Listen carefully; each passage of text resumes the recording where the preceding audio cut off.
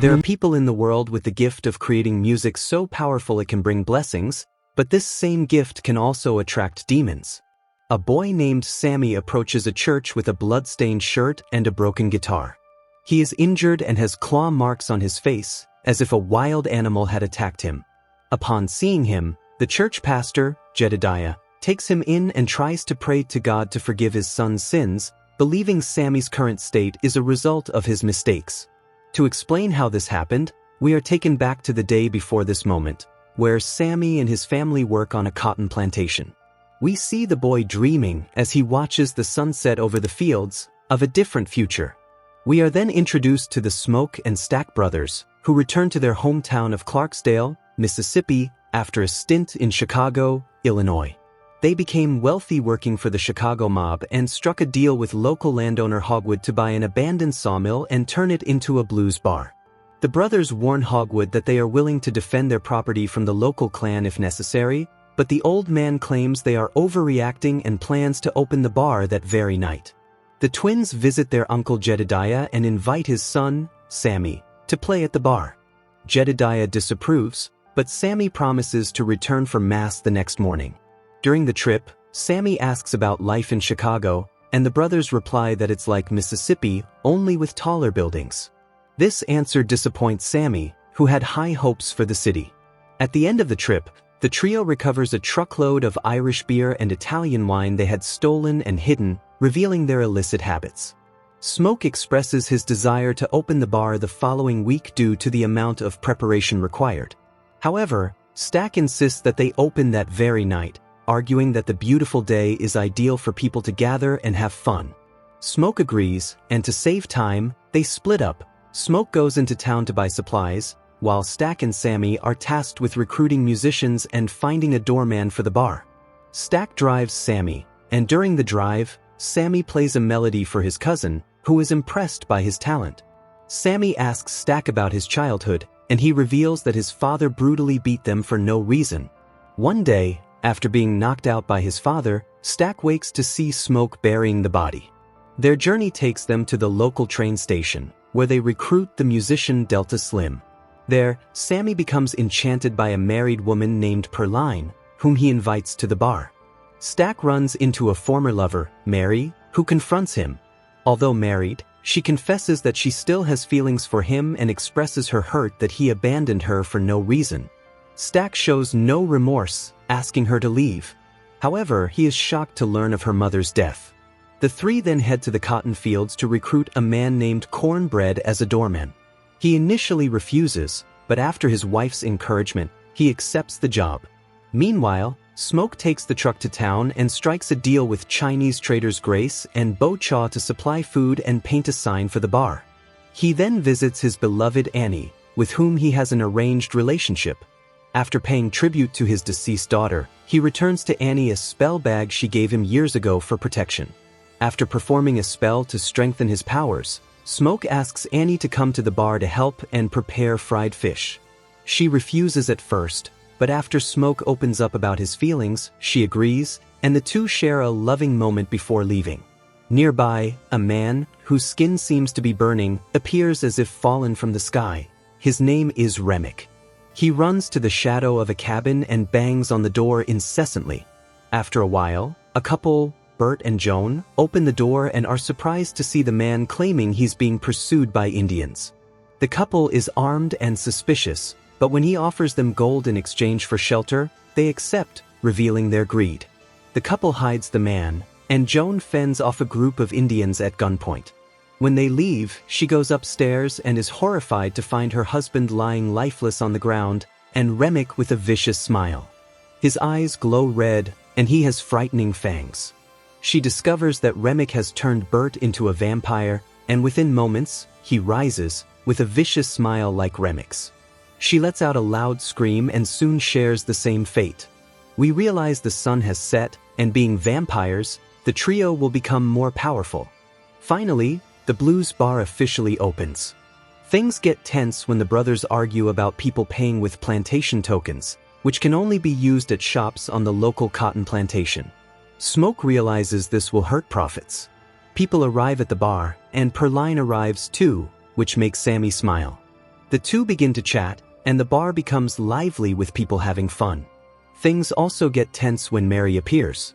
Stack orders her to leave, but she refuses, stating she wants to be with family and friends. Sammy decides to impress Perline and, along with Slim, plays a melody for her. The song is so full of life and enchantment that it seems to transcend time, and Sammy's melody permeates every soul in the bar. And outside as well. After the performance, Remick, Bert, and Joan appear at the door, asking to come in and join the party.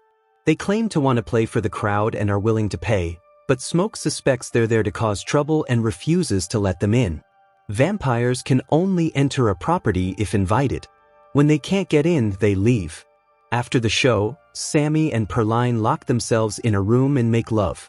Stack calls him, but upon hearing moaning coming from the room, he understands what's happening and doesn't bother them.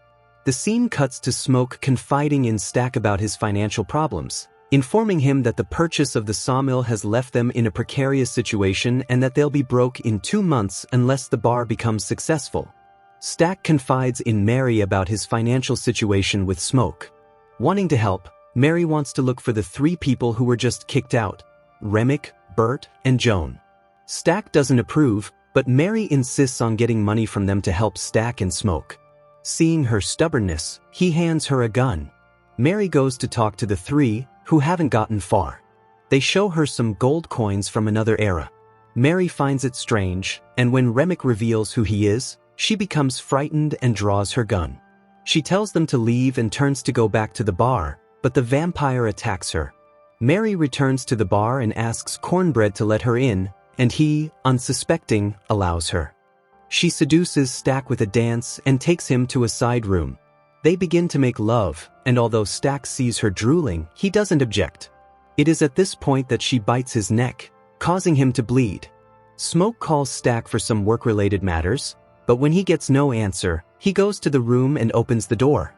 He is shocked to see his brother lying in a pool of blood with Mary biting his neck. He immediately draws his weapons and shoots her. She falls, but after a few seconds she gets up. She smiles, and with shining eyes, looks at Smoke and threatens him, saying that she and her new friends will kill everyone in the place. She runs out of the building, laughing. Smoke tries to save his brother, but Stack's injuries are too severe, and within moments, he takes his last breath.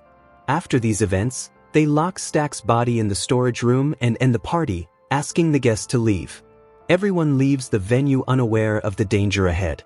Grace insists on going home, and Bo Cha also leaves to start the family car. Meanwhile, Slim takes over as doorman, replacing Cornbread, who goes outside to urinate. While urinating, he hears distant murmurs and becomes frightened. After a long time away, Cornbread reappears but asks to be let in. The others find his behavior strange and refuse.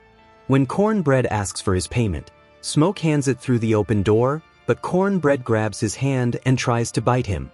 However, before Cornbread can do so, Smoke shoots him. Seeing him still moving, those inside the bar lock the front door. Suddenly, Stack's voice is heard from the storeroom, demanding to be released. Annie warns Smoke not to do so, but Stack breaks down the door. She then throws garlic water on him, burning Stack and sending him running out the front door. Understanding the gravity of the threat, they seek Annie's advice, and she instructs them to gather garlic, wood, and silver. She adds that, although she's never encountered such monsters, she's heard stories about them. She tells the group they need to wait until sunrise, as vampires can't come out during the day, as it would kill them in flames. It's soon revealed that Remick has turned everyone who recently left the bar into vampires, along with Bo Cha. Remick claims he's there primarily to claim Sammy, and that his musical abilities can help him connect with something he's been searching for. He also tries to seduce the others, claiming that becoming vampires will give them a connection and a sense of belonging that the living world denies them. Smoke is adamant that they won't hand over Sammy, and Grace is startled when her husband, already turned, states he's willing to turn their daughter, Lisa. After the conversation, Smoke believes that if they kill Remick, everyone else, including Stack, will be saved. However, Annie reveals that it doesn't work that way. Anyone who has been turned must be killed by sunlight or a stake through the heart. The goal becomes to hold out until dawn, but Remick and his followers begin making horrific sounds, prompting Grace to demand that they go in and get them. Those inside do their best to defend themselves from the vampires, but soon Grace, Perline, and Annie fall. Before Annie can be turned, Smoke stakes her, as per her request. In an act of bravery, Slim sacrifices himself so Smoke can escape with Sammy, only for the two to be confronted by Remick and Stack. Smoke tries to deal with his brother while Remick follows Sammy outside, attempting to turn him. Sammy does his best to fight the evil creature, eventually smashing his guitar over Remick's head, with a silver shard embedded in his skull. This causes all the other vampires to scream in pain, and we understand that the creatures share a physical connection. Meanwhile, the battle continues between Smoke and Stack. Although Stack is a vampire, Smoke, a seasoned soldier, uses his skills to outwit his brother and hold a wooden stake to his heart. Just as Remick is about to kill Sammy, Smoke appears and drives the stake into Remick, causing him to vanish in a column of flames. Sammy and Smoke manage to survive until dawn and watch the remaining vampires burn around them. Smoke gives Sammy his brother's car and instructs him to get out of town before grabbing equipment from his truck. Remick had mentioned that Bert was the son of the Ku Klux Klan leader, who is actually Hogwood, and Smoke is certain that Hogwood and his followers will show up. Smoke prepares and grabs the machine gun he had hidden some time ago, waiting for the approaching threat. His suspicion proves correct, as shortly afterward, Hogwood appears with several men, ready to eliminate Smoke. Removing Annie's spell bag, Smoke ambushes them, dispatching the men but being fatally shot in the encounter. Shortly before he dies, Smoke sees Annie and her daughter. Meanwhile, Sammy returns to his family's church, where, upon seeing his bloodied and battered state, his father urges him to renounce his passion for the blues. Instead, Sammy leaves in his brother's car with the remains of his guitar clutched in one hand. Time passes, and it's revealed that Sammy became a famous blues musician after a performance in Chicago 60 years later. Sammy receives a visit from Stack and Mary. Stack reveals that Smoke let him live after Stack promised he wouldn't harm Sammy. He and Mary escaped from the bar all those years ago, before sunrise. Stack also senses that Sammy will soon die of old age and offers to turn him into a vampire, but the old man declines. Stack also confesses that they've followed his career over the years and would like to hear something from the old days. Sammy gives in to their request, picks up his restored guitar, and plays for them. In a final farewell, Sammy confesses that, although he still has nightmares about that night, until sunset, it was the best day of his life. Stack agrees, as it was the last time he saw his brother and the sun, and confesses that it was the only time he felt truly free. If you enjoyed the summary, please like and subscribe to the channel. See you in the next video.